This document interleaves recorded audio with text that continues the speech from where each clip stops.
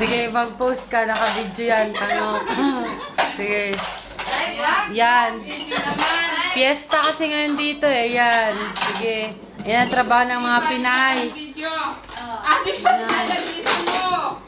Ayan yung trabaho ng mga Pinay. Akala nyo madali lang manap ng piso ha.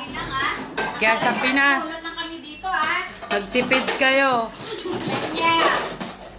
Akala nyo pag humingi kayo, ganun lang ha. Tatampo-tampo pa kayo pag di kayo napadala ng 10 piso. Ito, namumulot ng pinggan. Yan. Nahugasan.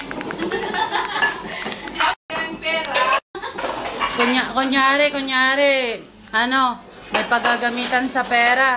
Yung pala, pagdating ng pera sa Western Union, pag withdraw, nasa inuman na. Oo.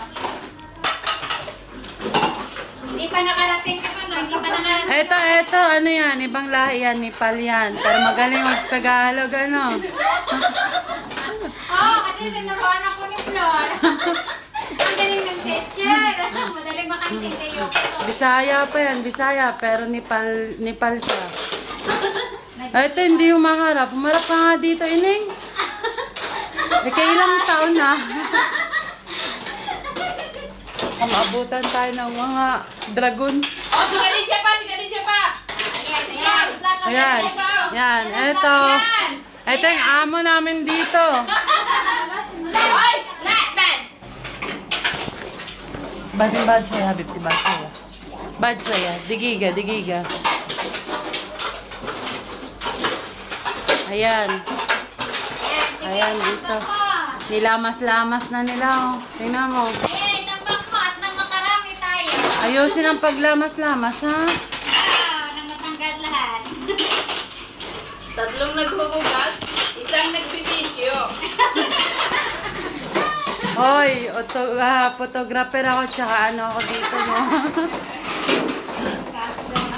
Newscaster. Kung baka may pagbalang maganda dyan, mag-abroad. Ito ang buhay OFW.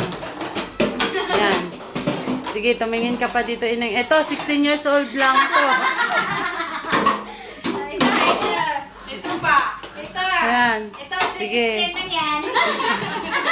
Ito, yung isa, 17. Makulay ang buhay. Yan. Puno ng mga pangarap. Ito, batang-bata pa si Nene.